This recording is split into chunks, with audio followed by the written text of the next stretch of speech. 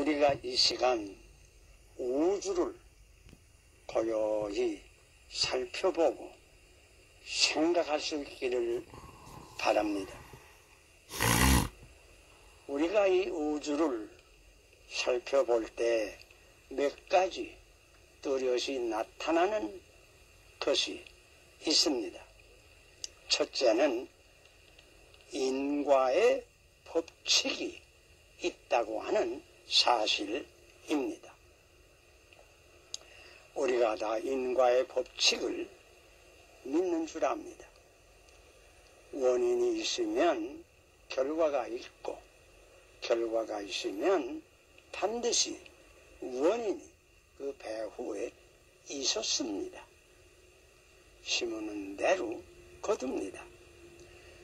이 인과의 법칙이 과학의 기초가 됩니다. 인과의 법칙대로 안 된다고 하면 과학이 성립하지 못할 것입니다. 인과의 법칙은 꼭 옳습니다. 결과가 있으면 반드시 원인이 있습니다. 그러므로 이와 같은 대우주를 고요히 살펴볼 때에 이것은 어떤 결과라고 우리는 볼 수밖에 없습니다. 그러면 이 큰 대우주에 이런 우주라는 이런 결과가 있은즉 반드시 이 우주의 배후에는 그 첫째 원인이 있을 것이 분명합니다. 그 제1원인이 무엇일까? 제1원인은 하나님이라고 성경은 가르쳐 줍니다. 하나님께서 이 우주를 지으신 까닭으로 이 우주가 생겼다고 선언합니다. 그러므로 성경 창세기 1장 1절에 태초에 하나님이 천지를 창조하시니라 분명하게 기록되었습니다. 옛날 헬라 철학자 아리스토텔레스 같은 이는 이 우주를 볼 때에 크게 운동하는 그 움직이는 힘이 있는 것을 보고 크게 놀랐습니다. 그리고 그의 결론은 아무래도 이런 운동을 처음에 움직인, 처음 시작한 분이 아무래도 계실 것이다. 그분은 하나님이라고 말할 수밖에 없다. 이러한 주장을 일찍이 내세웠습니다. 이 인과의 법칙으로 보아 하나님이 계신 것을 분명히 알 수밖에 없는데 이 진리를 부인하고자 하면 우주는 본래부터 옛날부터 그저 그냥 있다고 요새 범신론자들이 주장하는 대로 무시무종하다고 주장할 수밖에 없습니다. 이 우주가 영원하다, 이 우주 자체가 영원하다 하는 이런 주장은 오늘의 과학시대에 와서는 그렇게 강하게 주장을 못하게 되었습니다. 왜 그러냐 하면 오늘날의 과학적 연구대로 살펴보면 이 우주는 영원하지 않습니다. 이 우주는 일정한 시간에 시작되었다고 하는 것을 거의 단언합니다. 요즘 과학자나 천문학자들은 이 지구나 태양계나 우주 전체가 몇 해 전부터 시작이 되었겠는가 하는 그런 측정을 해보는 방법도 있다고 합니다. 우레늄이라고 하는 원소의 그 방사하는 것을 측정해보고 어느 정도까지 확실히 압니다. 그래서 그들의 하는 주장을 드리면 우리가 사는 이 지구의 연령은 대략 33억 5천만 년쯤 되었다고 합니다. 또 우주 전체의 연령은 100억 년으로 약 100억 년으로 추산을 한다고 합니다. 물론 상당히 오래 전이지요. 그러나 일정한 시간에 시작한 때가 있다고 하는 것은 다 인정합니다. 이 지구에는 여러 가지 생물들이 많이 살지만은 이 생물이 지구에 영원히 있는 것은 아닙니다. 지질학을 연구해보면 일정한 시기에 일정한 식물이나 동물이 이 땅 위에 나타났습니다. 우리 인간이 지구에 영원부터 살았느냐? 그렇지 아니합니다. 지질학을 연구해보면 일정한 시기, 그것도 아주 말기에 인간이 나타났습니다. 창세기 1장에 기록된 그대로입니다. 우리 인간이 이 지구에 영원부터 있는 것이 절대로 아닙니다. 식물도 영원부터 있는 것이 절대로 아닙니다. 우주 자체가 영원 전부터 있는 것이 절대로 아닙니다. 히브리 3장 4절에 있는 말씀과 같이 집마다 지은 이가 있으니 만물을 지으신 이는 하나님이시니라.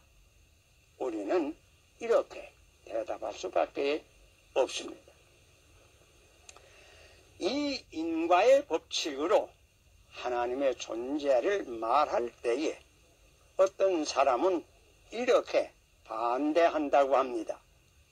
그러면 모든 결과는 원인이 있다고 하면 하나님의 원인은 무엇인가요?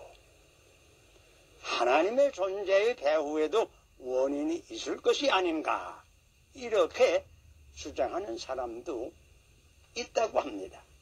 그러나 그것은 사실 무지한 말입니다. 하나님을 물론 모르는 말입니다.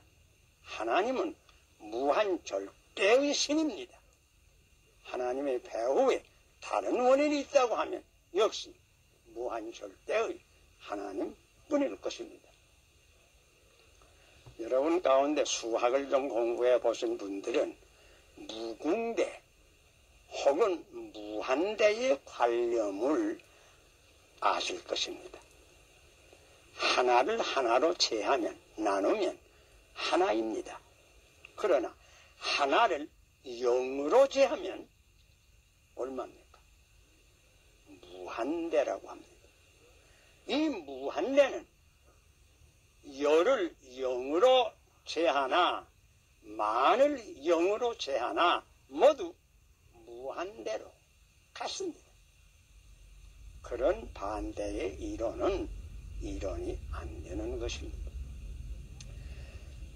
인과의 견지에서 볼 때에 이 우주는 반드시 지은 이가 있을 것이 분명하고 그 우주를 지은 이가 계시다고 할 것이면 무한 절대의 하나님인 것을 우리가 성경에 있는 대로 믿지 아니할 수가 없습니다. 또 이 우주를 다른 면에서도 볼 수가 있습니다. 이 우주의 현상을 자세히 살펴볼 수 있습니다. 좀 자세히 살펴보면 얼른 보기에는 그저 복잡하고 다단한 것 같지만은 꼭 그런 것은 아닙니다. 가만히 살펴보면 이 우주에는 조직이 꼭 있고 따라서 질서가 있습니다. 우리가 가을에 하늘을 쳐다보면 그저 무별들이 하늘에 흩어져 있는 것 같습니다. 그러나 망원경을 통해서 자세히 하늘을 살펴보는 천문학자들은 우리에게 분명히 말해줍니다. 그런 것이 아니라 태양계의 조직이 따로 있다. 태양을 중심해서 돌아가는 유성들이 따로 있다고.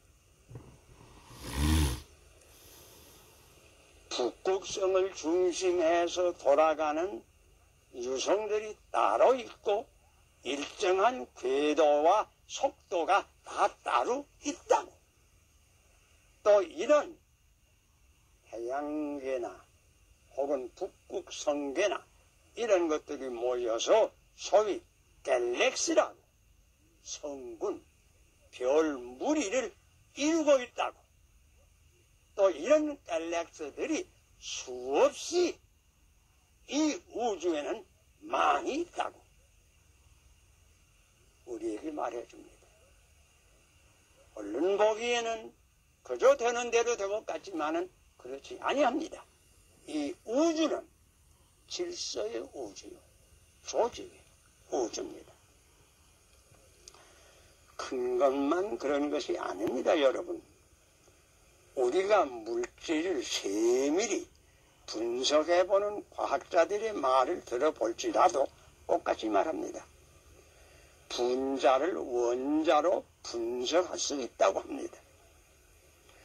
원자 속을 들여다보면 그 속에도 양자가 있고 그 양자를 중심하여 빙빙 도는 전자가 있다고 합니다. 원자 자체가 한 적은 조직된 우주라고 합니다. 큰 데서부터 작은 데까지 조직과 질서가 있는 것이 이 우주입니다. 또 보세요. 이 우주의 애면 현상을 가만히 살펴보면 모든 것에 꼭 고안, 현대 영어로 많이 씁니다. 디자인, 이 디자인이라고 하는 것이 있습니다. 가령 우리 봄과 여름에 많이 피는 꽃들을 바라보세요. 그 꽃 한 송이를 자세히 살펴보세요. 우리가 그와 같은 꽃을 한 송이 만들려고 하면 얼마나 많이 생각을 해야 그것을 아마 만들 수 있을 것입니다. 꽃 하나하나마다 고안이 있습니다. 그런가 하면 나비 하나, 벌 하나, 새 한 마리, 일이 꼭 일정한 고안이 있습니다. 그것뿐만 아닙니다. 동물과 식물이 서로 조화돼서 서로 도와주며 살게끔 기막힐 정도로 서로 붙들며 도와주며 살 수 있도록 이 우주는 고안이 되어 있습니다. 여러분 잘 아십니다. 꽃이 있으면 벌과 나비가 자연히 그 가운데서 많이 내화하는 것을 봅니다. 그 무슨 목적으로 그렇게 내방합니까? 여러분 잘 아십니다. 그 벌과 나비는 꿀을 먹고 사는데 꽃 속에는 꿀이 있습니다. 그러면 꽃들은 꿀만 빼앗기고 아무 소득이 없습니까? 그런 거 아닙니다. 여러분 잘 아십니다. 벌과 나비가 날아다니면서 펄펄 꽃 가루가 서로 섞이지 함으로 말미암아 꽃 자체는 또 열매가 맺습니다.